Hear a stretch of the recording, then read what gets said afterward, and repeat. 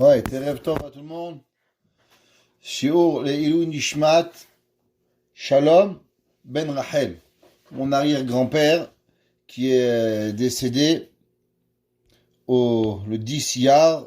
Donc on prie pour son Neshama que Bezrat Hashem il soit Tien Nishmato Tserura Vitzrora Haim. Shalom Ben Rachel.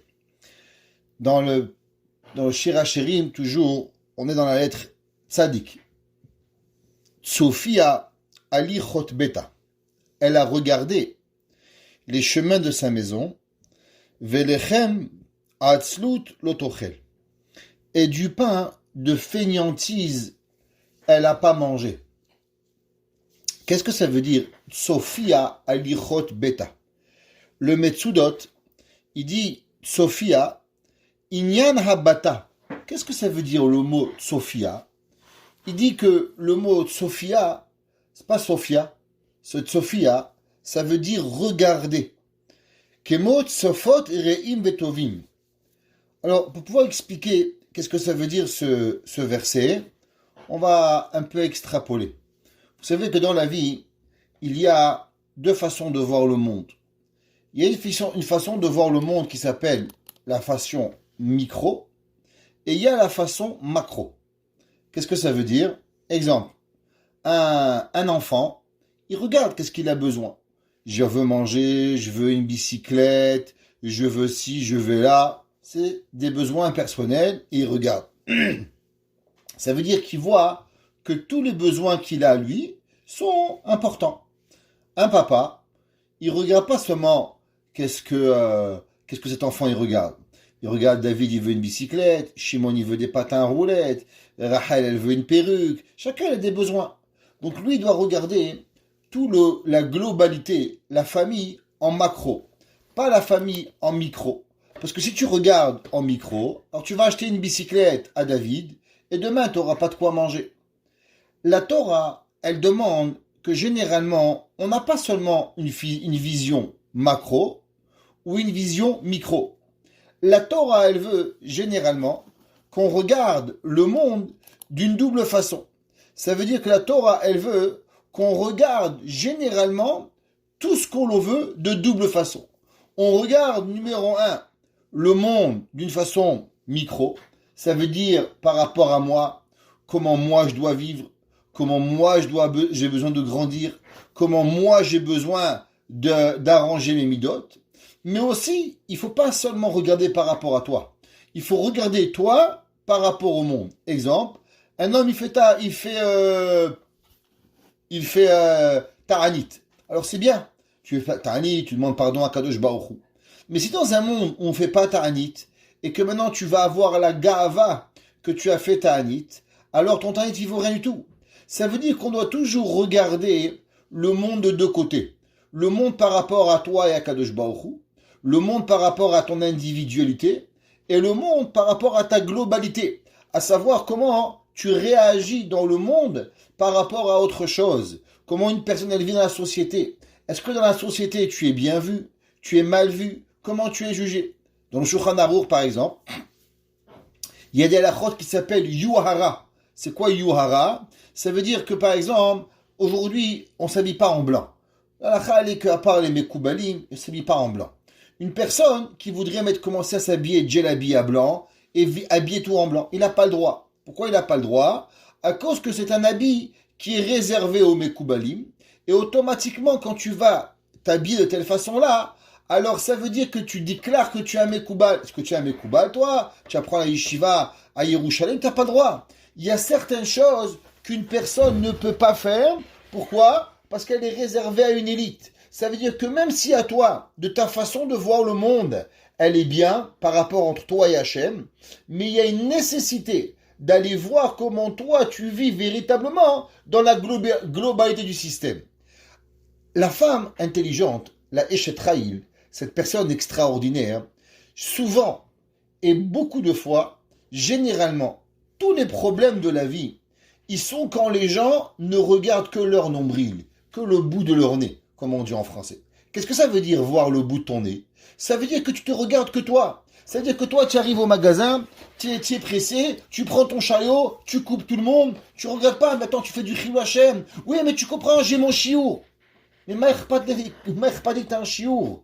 Est-ce que l'autre, il n'a pas des enfants à amener à l'école? Est-ce que le Kiddush Hashem ou le Chilul Hashem que tu vas faire, il est plus grand, il est moins grand? Comment tu établis ces règles? Comment tu arrives à véritablement voir? Sophia alichot beta. Il dit Rashi, qu'est-ce que ça veut dire? Comment véritablement on arrive à voir ces deux aspects de la vie? Des fois, si on regarde dans le micro, j'y arrive pas. Si je regarde dans le macro, j'y arrive pas. Ça veut dire que dans la vie, il faut jongler entre la vision micro et la vision macro. Des fois, je suis obligé de faire abstraction de l'autre pour pouvoir faire ce que j'ai à faire. Exemple, un enfant, il veut maman, j'ai faim, maman, j'ai soif, maman, une chaussure, maman, à boire, maman, un bonbon. Les enfants, ils vont jamais arrêter. Si une maman, elle n'arrête pas, un papa, il y a toujours de quoi faire. Des fois, il faut savoir dire stop, on arrête. Alors je vais prendre mon temps, je vais aller prier ma prière, Shaharit, mon mincha, si je peux prier mon ma'ariv, Ishtabar Shemon Lahad, comme Rav Chaim Kanievski dit, si une famille, on veut que la Yirat Shamayim rentre dans la maison, il faut que la maman elle prie Arvit. Alors c'est pas obligatoire, mais si on veut faire entrer Yirat Shamayim, il faut prier Arvit pour les dames. Alors, une personne elle veut prier Arvit, elle doit arrêter. Ça veut dire que des fois il faut dire stop, je vais penser à moi, je vais penser dans ma prière. Je vais penser à véritablement ce que j'ai besoin, moi, pour Akadosh Baruch Hu. Des fois, si une maman, elle prie pendant 4 heures Shacharit, 3 heures Mincha et 4 heures Arvit, il n'y a ni à manger, ni à boire, ni les enfants sont lavés, c'est le zoo à la maison. Bah, Akadosh Baruch Hu ne veut pas de toi. Tu vois, mais attends, Rabbi, moi, je veux vivre une vie micro. Alors, comment savoir quand est-ce que tu vis une vie macro et quand est-ce que tu vis une vie micro? Comment on peut savoir? On n'a pas toujours un thermomètre, comment vivre. Et souvent, les problèmes qui arrivent dans les shalom bayit, dans la maison, dans un travail, le patron, il pense qu'à lui-même, qu'à ses gains. Il oublie qu'il y a des employés. Comment on vit cette vie qui est différente? Il dit Rashi d'abord, notenet lev. Rashi traduit, qu'est-ce que ça veut dire Sophia? Rashi, il avait une question, pourquoi c'est pas marqué Ra'a alichot beta?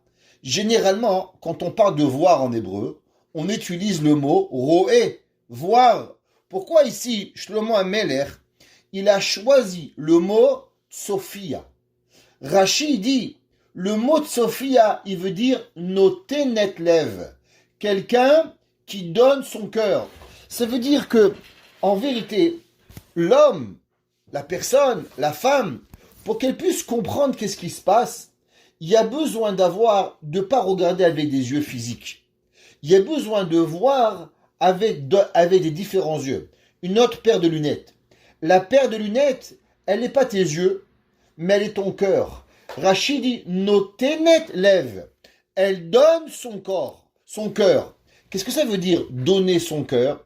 Ça veut dire qu'il y a des gens qui voient, mais ils ont seulement envie d'apercevoir. Ils n'ont pas véritablement envie de voir profondément comment je vais voir. Et je vais donner un exemple sur ça. Le Rav Shalom Shvadron, ceux qui sont là des cours, on a déjà raconté cette histoire, mais elle vaut la peine d'être racontée. Le Rav Shalom Shvadron, un jour, il était en train de partir à la synagogue, et il a vu un petit enfant tomber par terre. Et l'enfant, il s'est ouvert l'œil, et l'œil est tombé, le pauvre. Alors le Rav, il prend l'enfant comme ça, il cherche, il prend l'enfant dans les bras, l'enfant hurlait, et l'enfant, il avait dans les mains, en train de chercher le Rav, où était la maman de l'enfant. Alors à ce moment-là, il y a la maman de l'enfant qui passe, mais elle n'a pas remarqué que c'était son enfant. Et elle voit le Rav avec un enfant dans les bras. Alors elle lui dit, réfouachez les mains, et elle passe. Et la femme, elle fait 4 mètres, elle s'arrête, dit, mais je comprends pas, le Rav, il n'a pas de bébé. Il a acquis ce bébé dans la main du Rav. Elle fait demi-tour, elle reva voir, et elle voit que son fils. Et là, elle commence à crier, Chaimke, mon Chaimke, mon enfant.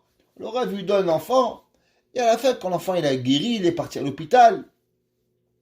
Alors, le Rav, il est parti la voir, il lui a dit, madame, j'ai juste une question. Pourquoi au début, quand vous pensez que c'était mon fils, vous avez seulement dit Refoua Shelema, et quand c'était votre fils, vous avez hurlé?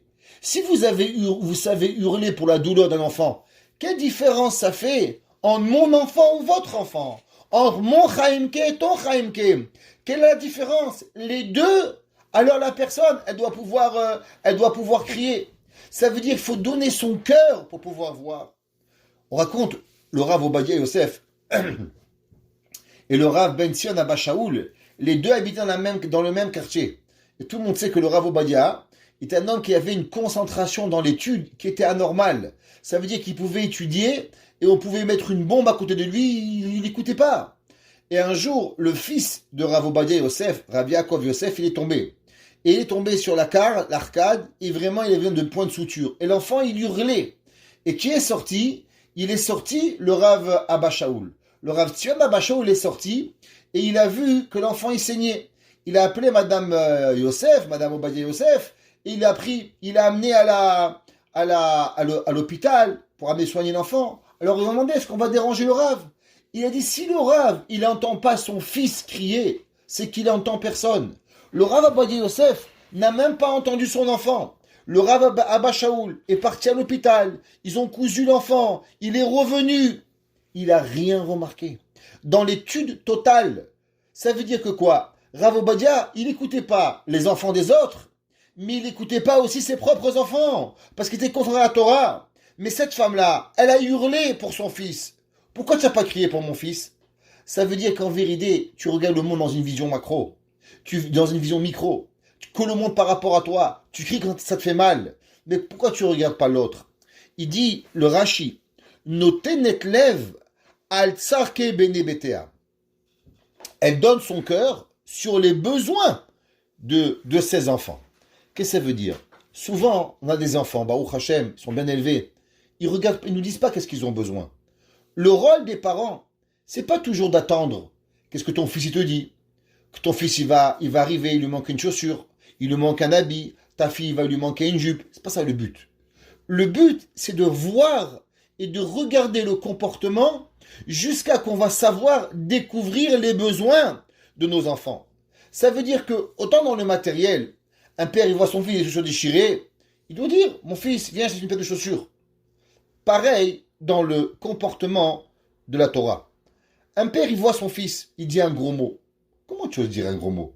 Est-ce qu'on sait comment c'est grave un gros mot? La Gemara, dans Shabbat, elle dit, malheureusement, pourquoi il arrive des malheurs chez les enfants juifs? On va même pas dire le mot. La Gemara, elle dit parce qu'ils disent des mauvaises choses de leur bouche. Quand les jeunes enfants disent des mauvaises choses de leur bouche, c'est pour ça que Kadosh Baruch Hu, il les prend à côté de lui. Ça veut dire un père, il écoute son fils, il écoute des gros mots. Comment tu parles, mon fils? Comment tu dis la vulgarité? Comment tu fais ce qu'il faut pas dire?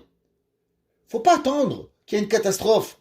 Généralement, une catastrophe, elle arrive quand quelqu'un il a regardé, après il a parlé, et après que tu as parlé, alors tu actionnes. C'est rare qu'un gars, un homme, une femme, une fille, un garçon, il dit, tu sais, je vais aller voler une banque. Demain, il vole la banque. C'est pas ça. C'est dans le Far West. Un homme, une femme, une personne, il regarde, il parle, il se convainc de quelque chose. Ça veut dire que ça arrive doucement, doucement pour pouvoir y arriver.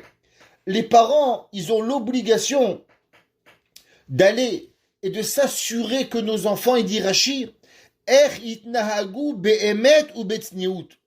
Il dit Rashi quelque chose d'intéressant. Rashi dit, qu'est-ce que ça veut dire les chemins de la maison? Comment on voit le micro et le macro? Rashi dit en vérité, le micro, c'est le émet. Ça veut dire qu'une personne, elle doit vivre dans le émet. On ne peut pas vivre dans le mensonge.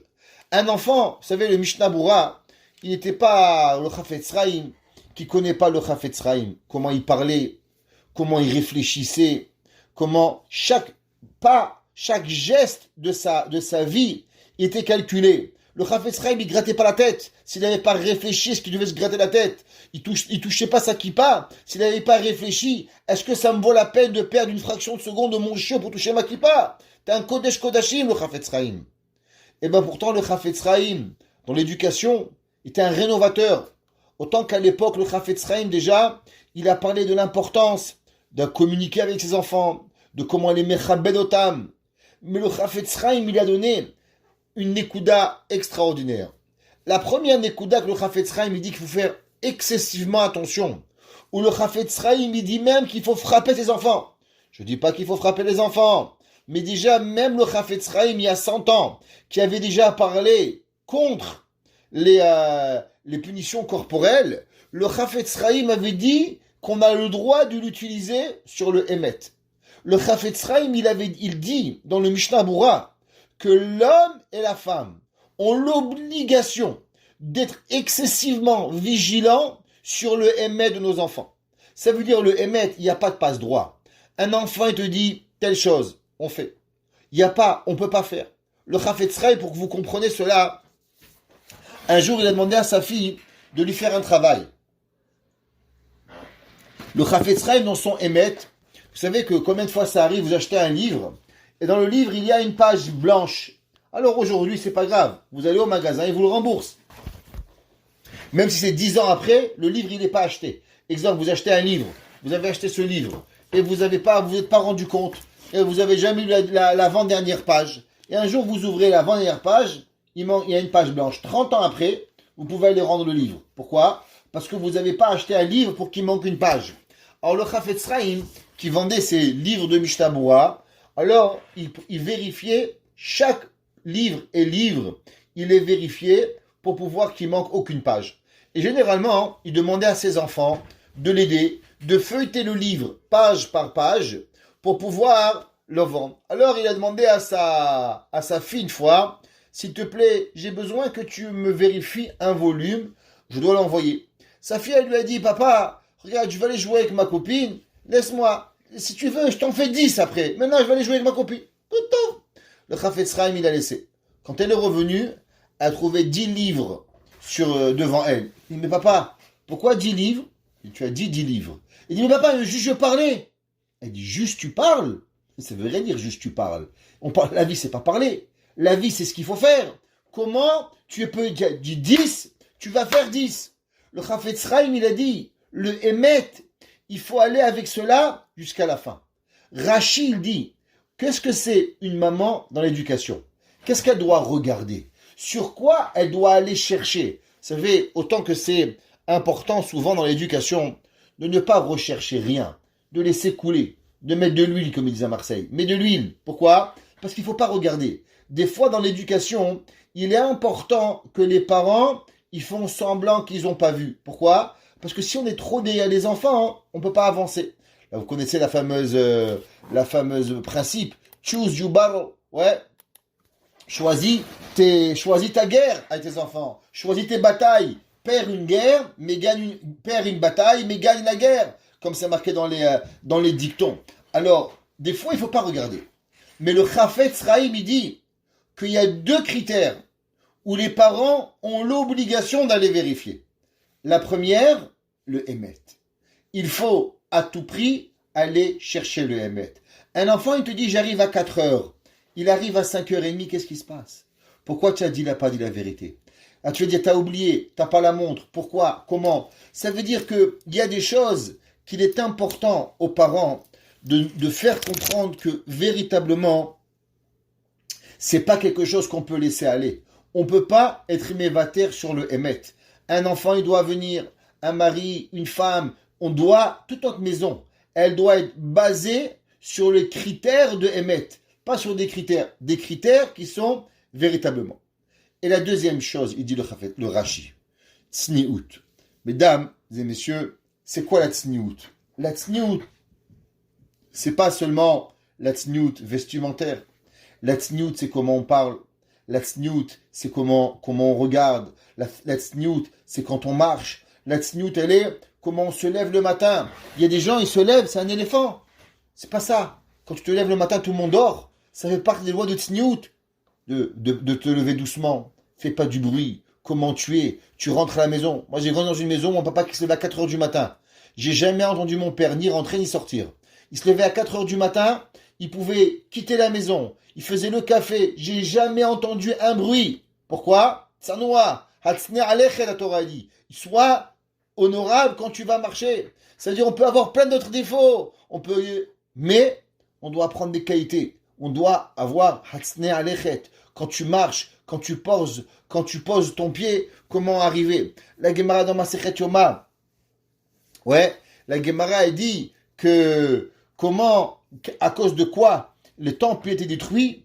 La Gemara dit que le deuxième temple a été détruit à cause que les femmes, quand elles marchaient, elles mettaient un pied devant l'autre pour marcher doucement, pour s'assurer que tous les hommes ils les voient. Ça veut dire que elle était sûrement habillée de sniout, croyez-moi. Elle n'existait pas la mini-jupe il y a 2000 ans. On n'a jamais vu une mini-jupe il y a 2000 ans. Mais pourtant, il y avait une autre façon de pas être sniout. Et le rôle des parents, c'est d'aller rechercher où nos enfants ils sont pas de sniout. Ça veut dire que si moi je vois la pointe de l'iceberg, c'est qu'il y a en dessous, il y a beaucoup plus. Un enfant qui se permet de voler $1, un enfant qui se permet de mentir un petit mensonge, un enfant qui se permet d'être devant ses parents, pas à sa tsniout, qu'est-ce qu'il fait quand les parents ils voient pas? Ça veut dire que on doit pas être bête, et on doit savoir, et on doit comprendre qu'est-ce qu'il y a à faire. Et c'est pour ça que Rachid dit, Sophia Ali Beta. Elle regarde les chemins de sa maison, elle donne son cœur pour pouvoir y arriver. Le Meiri dit comment ils réagissent. Ça veut dire, comme ça Rashi ramène aussi, c'est que l'on doit voir comment elle se comporte. Est-ce qu'elle est dans le chemin de la vérité?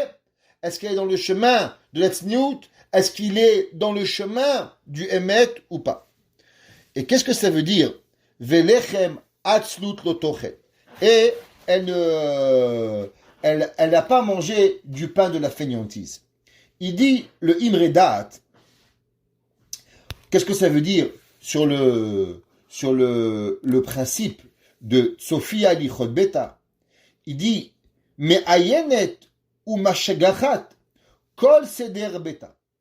Une bonne personne, c'est quoi un directeur? Quelle différence entre un employé et un patron? Un employé, il est employé à faire une tâche. Qu'est-ce qu'il fait? Il est employé à tamponner. Maintenant, à côté de lui, il y a une table qui se casse, rien à foutre. Il n'est pas intéressé. Pourquoi il n'est pas payé pour ça? Un directeur, il veut s'assurer que tout va bien. Il dit, le but c'est de regarder que tout va bien. Ou kelach abayit shu mesudarim veolchim al ofen raoui ve'alechem ashiri ochelet eno asui ba'atzela. Elle ne le fait pas avec fainéantise. Avalou asui bechokhma kedei lishmor biriuta ou biriut anshe beta. Il dit le Imredat, et on va le voir dans le Zera Shimshon, c'est qu'il y a deux genres de gens qui cuisinent. Il y a des gens qui cuisinent pour se débarrasser de la cuisine. Et il y a des gens qui cuisinent pour s'assurer que les enfants, le mari, elle-même, son pain, il est différent. Il n'y a pas de fainéantise à l'intérieur. Car on sait, le pain, il y a énormément de qualité dans le pain pour pouvoir manger en bonne santé. Il dit que le pain, tout dépend comment il est fait. Eh ben, le pain, il a un différent goût. Vous savez, aujourd'hui, il y a des gens, ils achètent la levure. Là, levure en sachet. Ça détruit le moelle de ventre. Les gens qui ont IBS, qui ont des problèmes de ventre, ils vont vous dire tout de suite, ce pain, il n'est pas fait avec de la bonne levure.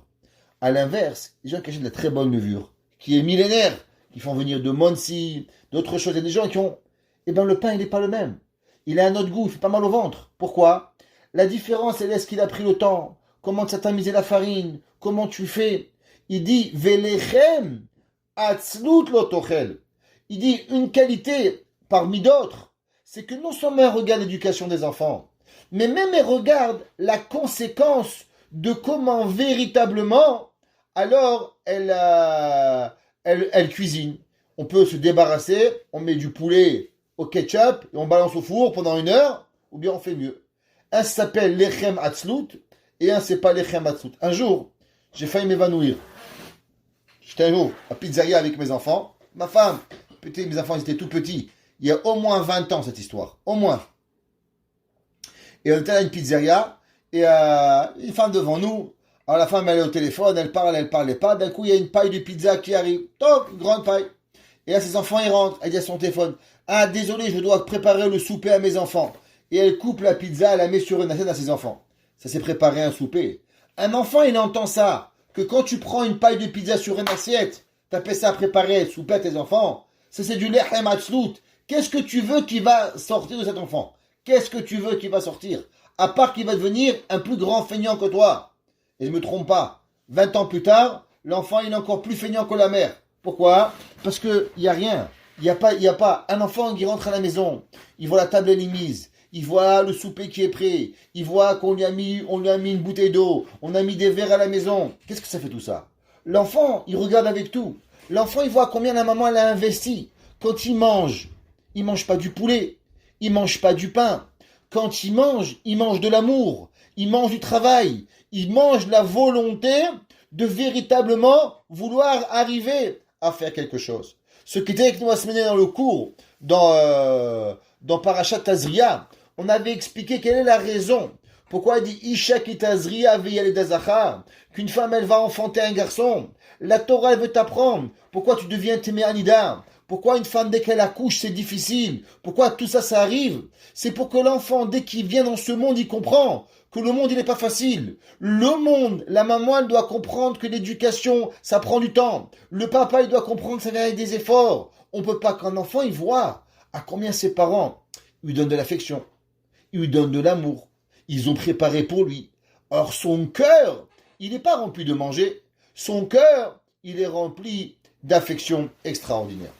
J'aimerais arrêter ici et un peu bifurquer sur un autre sujet.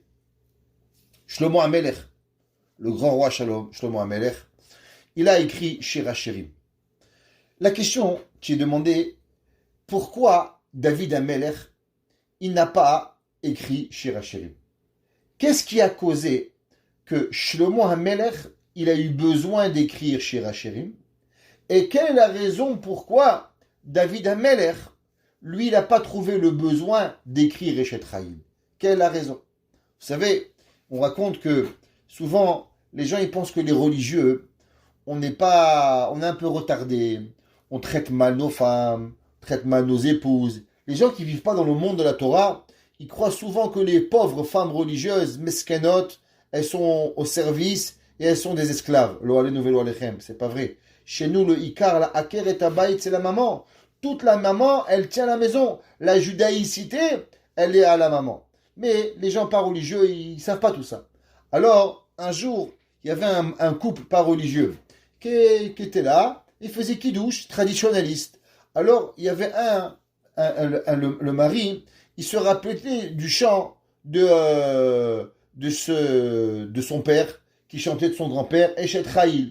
Alors, il baragouinait quelques mots, et un jour, il est parti dans un magasin juif, et dit, voilà, mon père, il chante un chant, Eshet Chaim, vous vous rappelez qu'est-ce que c'est ça? Il lui chante un peu la mélodie. Alors, le vendeur, il dit, bien sûr, il y a un fameux chant qu'on chante tous les samedis soirs. Alors, il a dit, vous le voulez en français, ou en hébreu, ou en anglais? Alors, le mari et la femme lui ont dit, donnez en hébreu et en anglais, on va comprendre ce qu'on va dire. La femme, elle a lu le Eshet Chaim et elle a vu à combien la Torah, elle remercie la femme. La femme, elle s'est fatiguée à cuisiner Shabbat. Pourquoi vendredi soir, on dit Eshet Chaim? Au moment où le mari rentre à la maison, au moment où le mari, il voit une table, il voit des salades, il voit du poisson, il voit des chalotes, il voit des bougies, il voit tous les enfants habillés, repassés, la chemise, les draps faits. Comment tu peux te taire? Comment t'as pas envie de dire Eshet Chaim? Comment, naturellement, même s'il ne serait pas écrit, il faudrait que tu aies envie de le composer? Ça veut dire, il y a un gars, il est là, il est mort.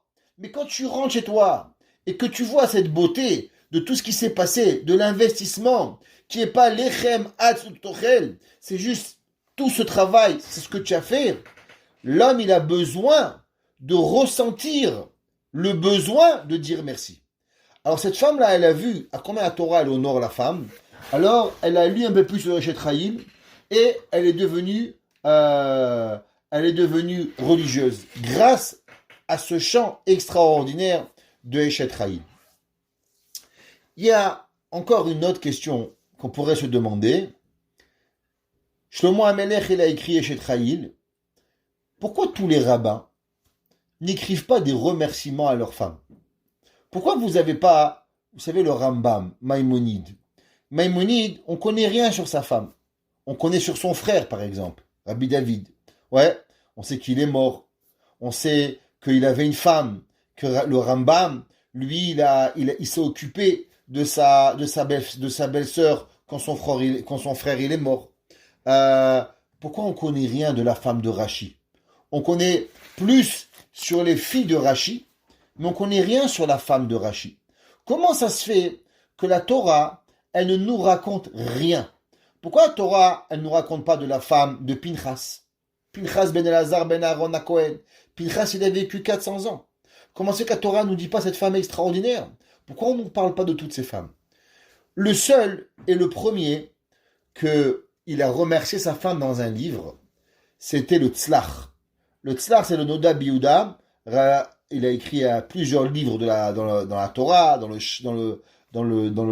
Halacha. Rabbi Cheskel Lando, il s'appelait.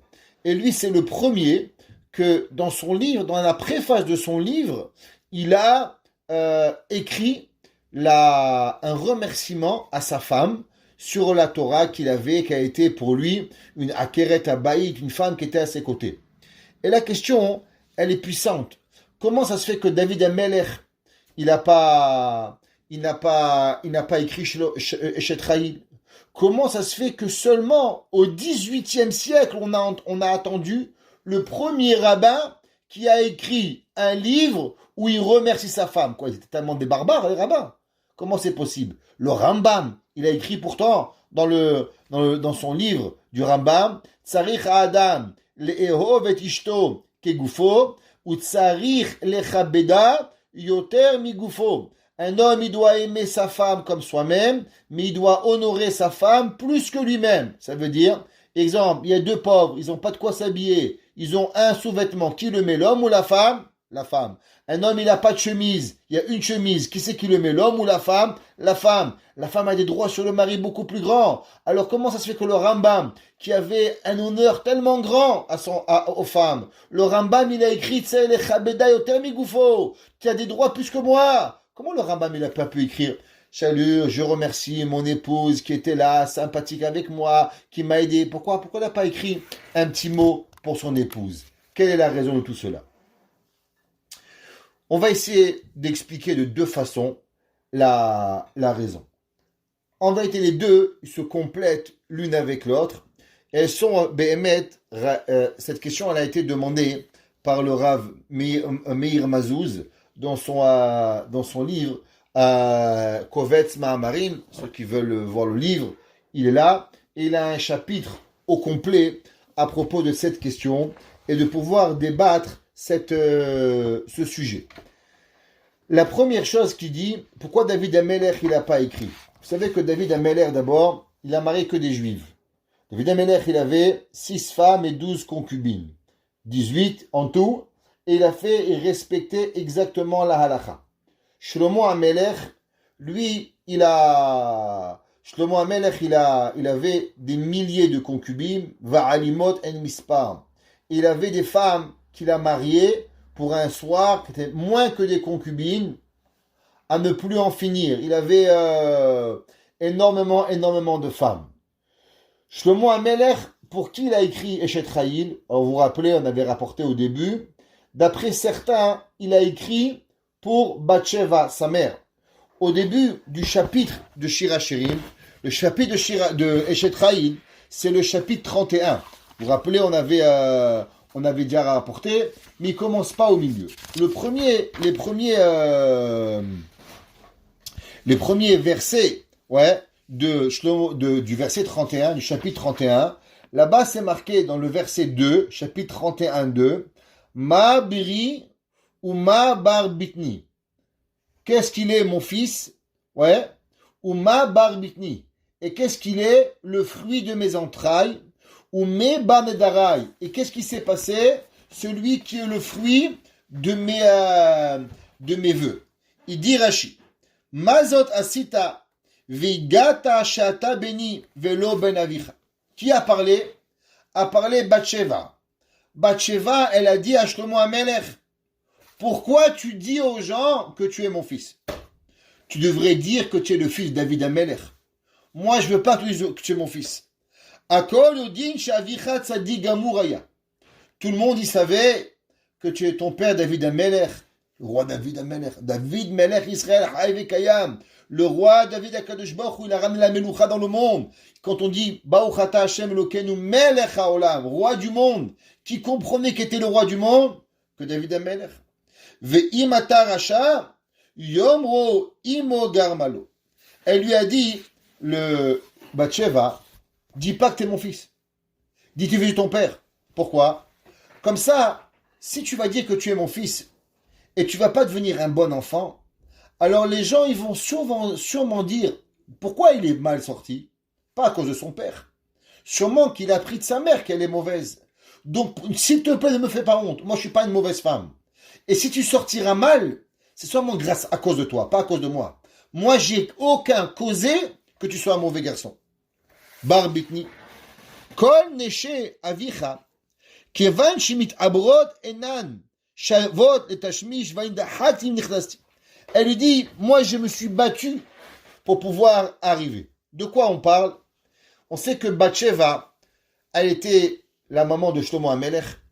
Et la Gemara, nous raconte que le soir où David Amelech, il s'est marié avec la Malkat Sheva, la reine de Saba, et c'était le jour de l'inauguration du Mishkan, du Beth Amikdash. Elle n'a pas voulu que son mari, il se lève tôt le matin. Alors, elle a décoré la fenêtre avec toutes les planètes qui pouvaient exister à ce moment-là. Elle a mis un tissu opaque pour faire croire à son mari qu'il était encore nuit, pour que son mari passe plus de temps avec elle et il ne se lève pas.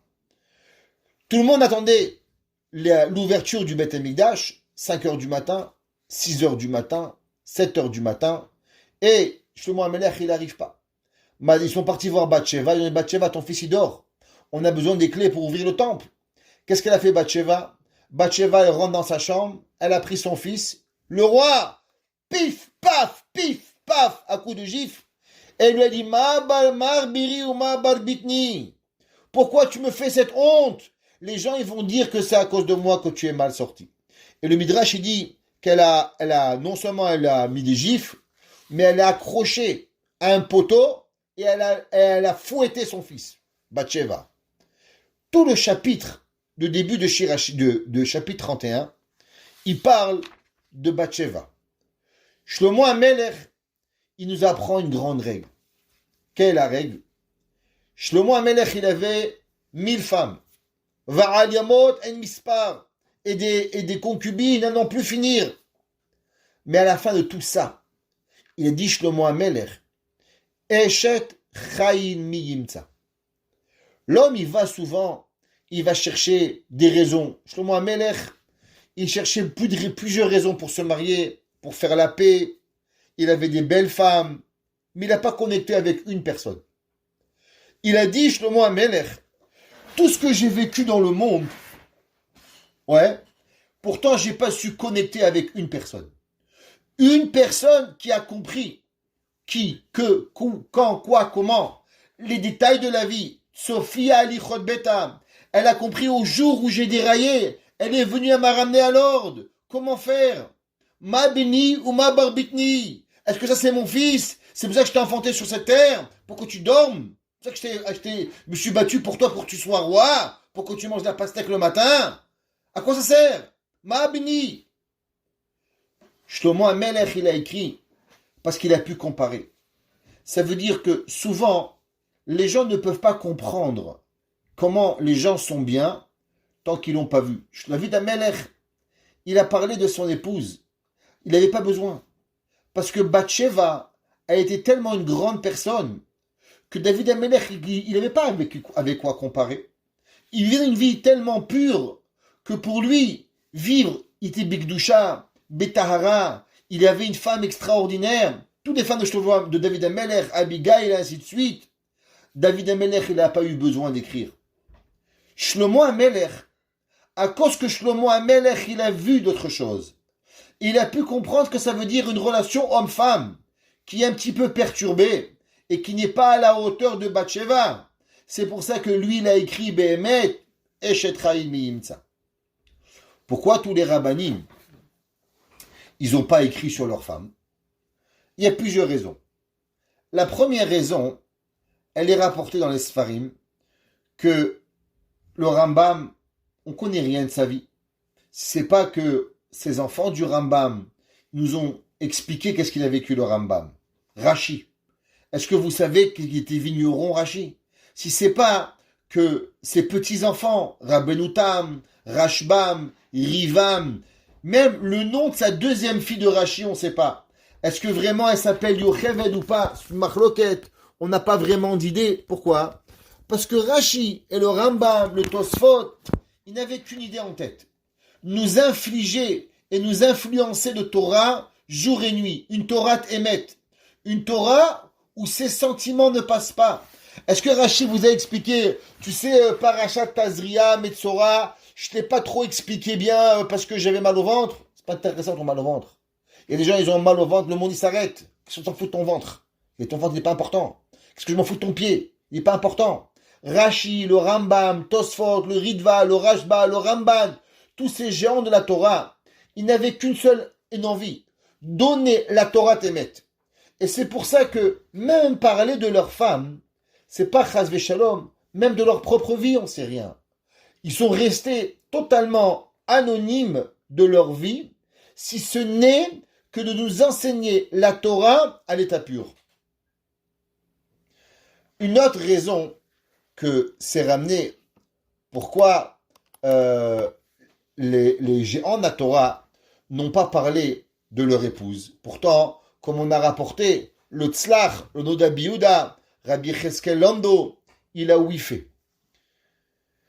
Quelque part, c'est du positif, et on va essayer d'expliquer. Vous savez comment on va expliquer que tant qu'il y a aussi longtemps qu'on ne comprend pas ce qu'on n'a pas, alors aussi on ne comprend pas ce qu'on a. Ça veut dire que le bien devient le bien seulement et uniquement quand il existe le mal. Ça veut dire qu'une personne qui n'a que du bien, il ne pourra jamais comprendre que c'est du bien, que seulement le jour où il va avoir un peu de mal, alors il peut apprécier. Vous vous rappelez, un jour on avait expliqué pourquoi on trempe la pomme dans le miel. Pourquoi tu prends de la pomme? Pourquoi tu prends pas que du miel? Le but, c'est d'avoir une bonne année. Alors pourquoi tu manges de la pomme? T'as qu'à prendre une cuillère de miel, t'as qu'à la manger. Pourquoi tu prends de la pomme? La réponse, c'est que la pomme, elle est acide. Et que si tu prends le miel tout seul, eh ben le miel, il t'étouffe.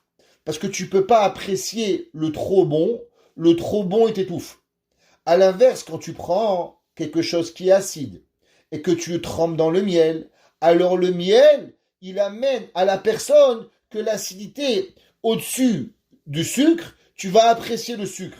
Mais s'il y a trop de bien, tu comprends pas. Si vous avez compris ça, on peut comprendre un Mahamar du Baal Shem Tov. Le Baal Shem Tov, il écrit, il demande une question.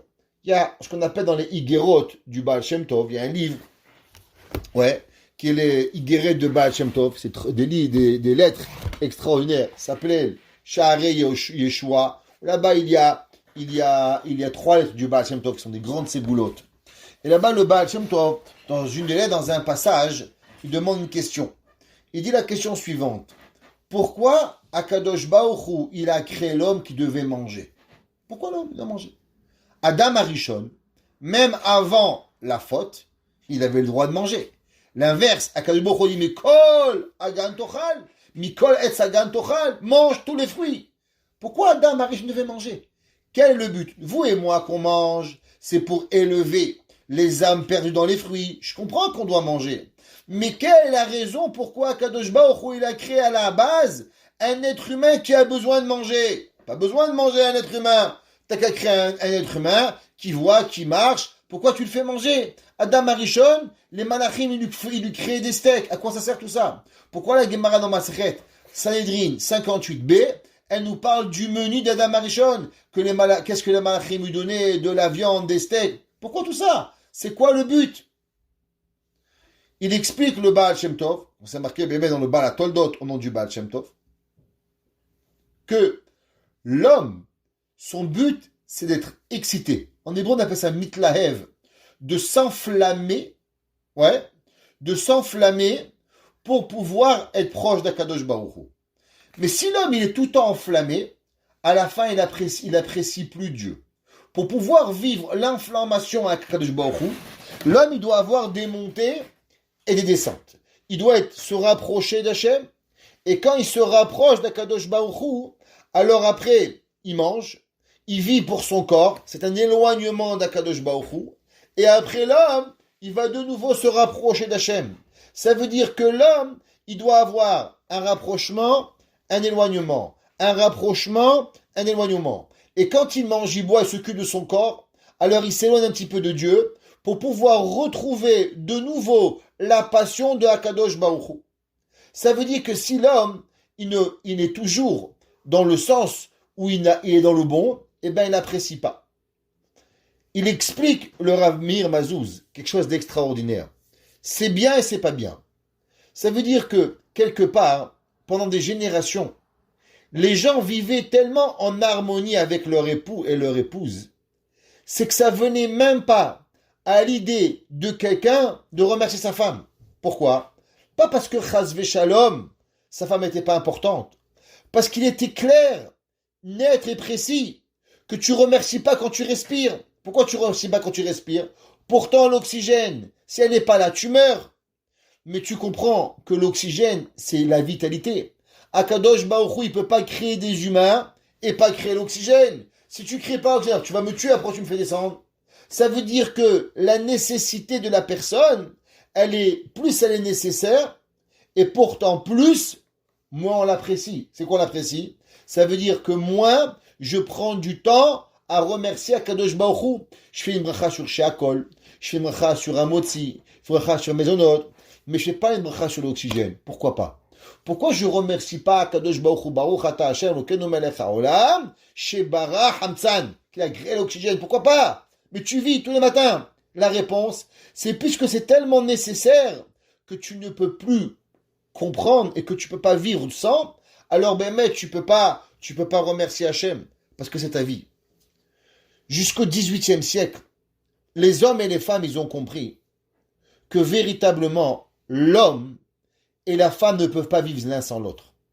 Une femme, elle n'est pas une femme sans un mari il n'est pas viable sans sa femme. Parce que tu as une demi-ben Adam, tu as un demi-humain, tu es un moins que rien. Tu n'as pas une femme, et ben t'es rien. Matzah Isha, Matzah Tov. Tu n'as pas de femme, tu n'as pas de Tov. Tu n'es pas appelé rien du tout. Un homme, il ne peut pas exister. Kilo Tov, Liot Adam Levado. Un homme, il ne peut pas être quelqu'un de bien. Il ne peut pas être quelqu'un de réfléchi. Il ne peut pas être quelqu'un de construit. Un homme, il a besoin de la critique. Un homme, il a besoin du regard extérieur. Un homme, il a besoin de pouvoir parler, de se sentir aimé, de se sentir apprécié. Et qui c'est qui le construit? Eh bien, tout ça, c'est ta femme. Comment une femme elle se construit? À travers son mari. Son mari qui lui dit je t'aime, son mari qui lui fait des compliments, son mari qui va lui donner, son mari qui va être là. Et ensemble, il devient. Donc quand tu vois un homme épanoui, tu dis mais comment il arrive à écrire le Rambam? Comment il arrive à écrire Rashi? Comment il arrive à écrire Tosfot? Comment il arrive à écrire le Rashba? Comment on arrive à écrire des commentaires tellement? Comment Rabbi Shimon Bar Yochai, il arrive à être dans une Mehara pendant 13 ans? Comment Rabbi Eliezer, il arrive? Comment c'est possible? Eh bien la réponse, c'est qu'il devait être parfait. Comment on est parfait? Comment on frôle la perfection? C'est parce que tu as quelqu'un à tes côtés qui te fait grandir à tous tes niveaux. Parce que tout seul, t'es rien. Ça veut dire que tu es construit. Et comment tu es construit? Eh bien, c'est grâce à ton épouse. Ça veut dire que tous ces Guédolim, ils n'ont pas eu le besoin de parler de leur épouse, parce que quand tu voyais un homme épanoui, tu savais pertinemment qu'il y avait avec lui une femme épanouie. C'est impossible autrement. S'il n'y a pas de Shalom Bayit, tu ne peux pas y arriver. Maintenant, au début du XVIIIe siècle, on a commencé à changer la tête des humains. On a commencé à comparer. On a commencé à baisser la tsniout dans le monde. On a commencé la réflexion extérieure. Le monde juif s'est mélangé au monde goy. Et chacun a commencé à se poser des questions. Et quand on se pose des questions, on commence à comparer. Et quand on commence à comparer, alors on commence à comprendre que même les choses normales de la vie, ou bien qu'on croyait qu'ils étaient normales, alors on voit qu'ils ne sont pas normales. On voit véritablement que sans elles, je ne peux pas l'avoir. Ça veut dire que quand on a commencé à nous faire voir des gens qui vivaient seuls, Quand le monde a dit pourquoi tu te maries? Pourquoi le monde a décidé on va libérer les femmes? Quand on va commencer à inventer des systèmes de vie, Rahman al-Islam, où des hommes et des femmes, un monde qui est débile. Alors là on dit waouh, mais il faut que je remercie ma femme.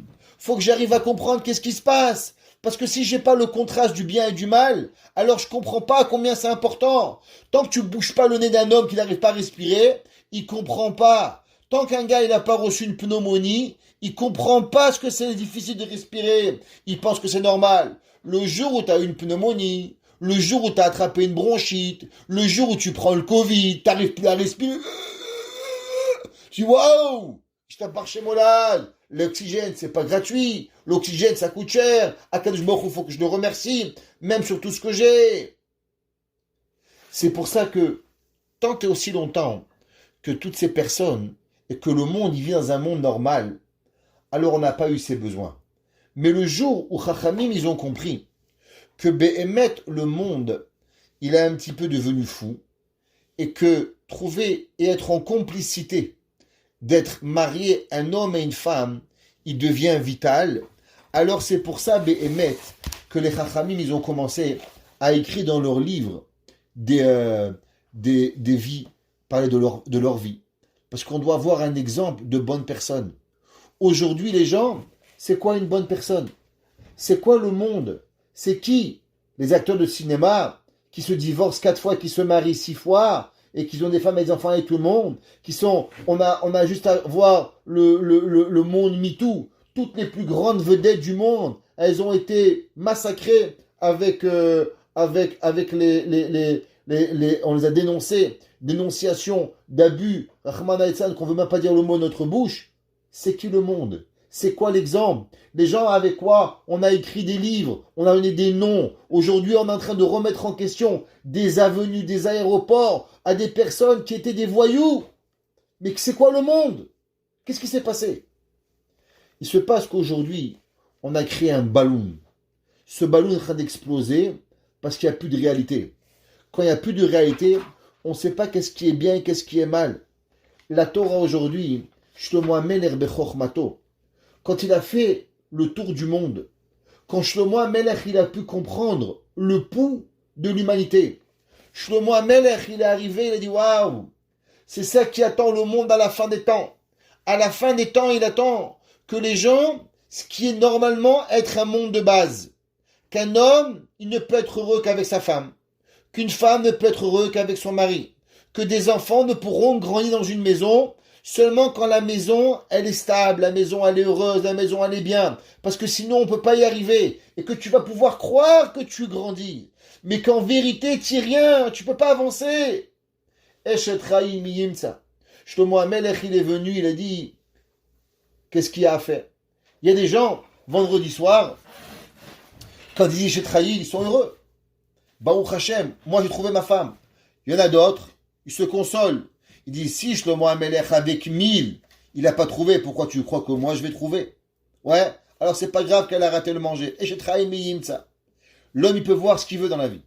Il peut voir la consolation, et il peut encore se plaindre, et on va se servir du Eshetraï pour se plaindre. Ou bien il y en a qui vont se servir de la Torah pour comprendre véritablement que tout ce que je suis arrivé, alors Béhémet, je suis là pour pouvoir vivre. Et c'est pour ça que la Torah, quelque part, elle nous a donné cette sagesse de pouvoir vraiment comprendre et avoir ce qu'on a besoin. Eshetraï miyimsa. On n'est pas importante. On est véritablement, on a un rôle extraordinaire à jouer.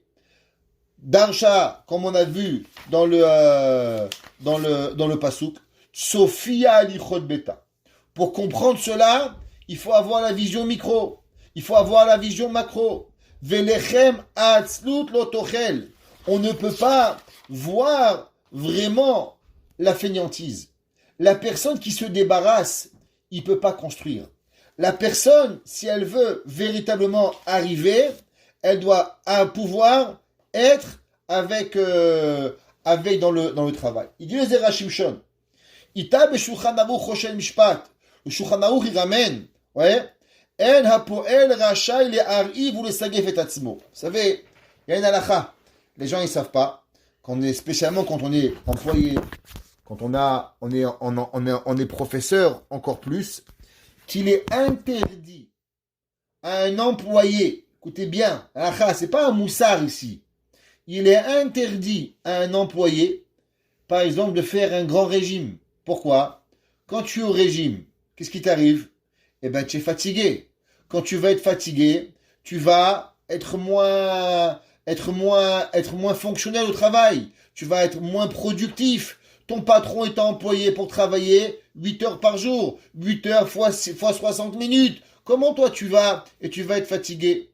Le Shulchan Aruch dit, il a interdit à un professeur, par exemple, de jeûner. On n'a pas le droit de dormir tard. Vous savez, le Shulchan Aruch Harav, il ramène dans les Chotamut Torah qu'il a interdit à un rabbi, interdit à un professeur d'école d'aller à un mariage le soir. Qu'est-ce qui te permet? Demain, tu vas être fatigué. Les élèves, ils vont faire un peu de bruit. Tu vas leur crier dessus. Tu vas malheureusement leur enlever un peu le goût de la Torah. Peut-être que tu vas trop les punir. Peut-être que tu vas en repousser à la Torah. Elle dit la Gemara, Arur ose melach toremia. Maudit celui qui fait son travail tordu. Le Shulchan Aruch nous interdit, quand on est employé à quelqu'un, il faut avoir des responsabilités. Se lever tôt le matin, bien manger, bien boire, bien dormir. Pourquoi? Pour pouvoir y arriver. Un jour, on raconte, qu'est-ce que ça veut dire un bon directeur d'école? Un jour, un rabbi l'a dit, un jour, c'était le mariage de mon frère, donc bien sûr, je suis venu tard, le mariage, j'arrive le matin, alors j'arrive à l'école, le rabbi me dit, t'es arrivé en retard? J'ai dit oui, j'ai juste fini de prier. Alors le rabbi lui dit, va au bureau, va manger.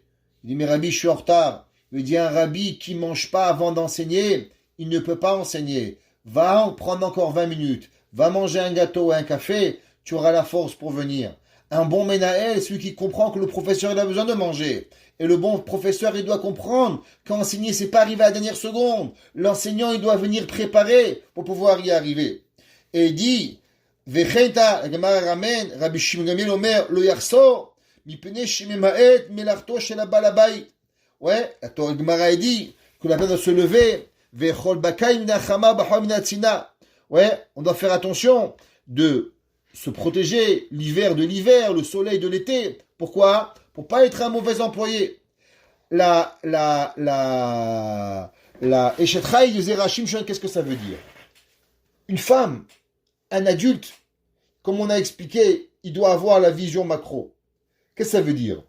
Si je vais mal manger, j'aurai pas la force pour mes enfants. Si je vais commencer à aller courir pendant 4 kilomètres, et après j'arrive, les enfants ils montent, ils sautent en l'air, tu te permets d'aller sortir, de courir. Un père, tu vas aller jouer au tennis, les enfants avec qui ils sont. Il dit, la Torah dit, Sophia lichot beta. Vous savez, on est souvent dans la vie, dans la réaction, avant d'être dans la prévention. Généralement, tous les plus grands problèmes, ils arrivent quand une personne, elle est dans la réaction. Mais si une personne est dans la préparation, alors automatiquement, il lui arrive pas de problème. Ce qui rappelle avec dans le Ramchal, le Ramchal il avait dit que toujours quand on arrive à être préparé, alors on n'a pas de problème. Mais quand on agit à la dernière seconde, c'est là que toujours les problèmes ils arrivent dans la vie. Le shlam bayit c'est comme ça. Si on se lève le matin et on perd de temps et à la fin le mari rentre et on n'a pas à manger, on n'a pas à boire, on ne sait pas qu'est-ce qui arrive, alors on est paumé, alors on ne sait pas qu'est-ce qui se passe, on a des problèmes. Mais si, qu'est-ce qui se passe? Je me prépare, Sophia lichot beta, je vois qu'est-ce que j'ai à faire, je me prépare mentalement, psychologiquement, qui, que, quoi, où, quand, comment, et en fonction de ça, même mon corps je le prépare. Lechem atzlut lotochel du Zera Shimshon. Comment tu manges, comment tu bois? Est-ce que c'est aujourd'hui à faire le régime? Est-ce que c'est aujourd'hui que tu dois courir 12 kilomètres le jour où ta belle-mère va venir et que ton mari va être super stressé? Est-ce que c'est ça que tu as besoin de faire aujourd'hui? Alors il dit, la préparation, qu'est-ce qu'elle commence? Elle dit, l'omit atzelet. Des fois, il faut savoir prendre du temps. Manger quand il faut. pour pouvoir avoir la force plus tard. Bien sûr, le manger, c'est seulement un phénomène, c'est seulement un exemple physique que l'on a par rapport à cette vision qu'on a expliquée, la vision macro. Ça veut dire que des fois, tu dois anticiper ta journée. Généralement, quand tu subis ta journée elle est fsara. Mais quand tu vas te préparer à ce qui va arriver, Sophia alichot beta, tu regardes qu'est-ce que tu as à faire. Et par rapport à ce que tu as à faire, alors tu vas arriver à ce que velechem a tochel. Aujourd'hui, c'est que tu dois manger plus, tu dois boire plus, parce que tu as plusieurs travaux à faire. Aujourd'hui, tu dois te couper les ongles, faire ce que tu as à faire. C'est pas important. Pourquoi? Par rapport à ce que tu vas voir plus tard. Prévention de ta journée qu'elle va arriver. Velechem atzlut lotochel. En un mot, et on terminera avec ça. Si une personne, elle veut réussir, la Mishnah, elle dit Kol hamichin me'erev Shabbat yochal beShabbat. Kol hatoreach be'erev Shabbat. Tout celui qui se fatigue avant Shabbat, il mangera Shabbat. C'est quoi Shabbat? Shabbat, c'est pas seulement Shabbat, le 7e jour. Mais Shabbat, c'est le principe de quand on veut enjoy, on veut profiter quelque chose. Si vous êtes dans la réaction, généralement, vous allez juste subir, juste dans la tristesse. Mais si on est Sophia alichot beta, si on est toujours en préalable, regardez, en prévention, alors automatiquement, velechem a'atzutochel, on pourra actionner, on pourra vivre, on pourra voir, et surtout, on pourra être dans la joie au moment venu. Et je ne serai pas dans ce qu'ils appellent aujourd'hui le stress, mais à l'inverse, je serai dans les moments les plus plénitudes parce que je me serai préparé à ce moment important que je veux. Et ça, c'est pareil tous les jours de notre vie, tous les jours de ce que j'ai à faire, à chaque moment que je veux. Sophia alichot beta, regarde ce que tu as à faire. Et par rapport à ça, velechem azotochel, et tu ne vas pas te priver de ta préparation pour qu'au moment venu, tu sois capable de vivre ce moment avec le plus grande joie, avec la plus grande dévotion que tu dois à ton mari, à ta famille, à ta femme, à tes enfants, à ton père et à ta mère, à cause que tu auras été préparé au préalable et non subi le moment qui va venir. Je me fasse qu'on arrive toujours à être chauffé, mirachok, voir de loin et se préparer de loin, comme a dit la Mishnah en Pirkei Avot, Ezeu chacham, haroet anolad, qui est l'homme intelligent, celui qui arrive à regarder le futur et se préparer pour pouvoir préparer le travail et le labeur de sa journée. Baruch Hanai Leolam, Amen ve Amen.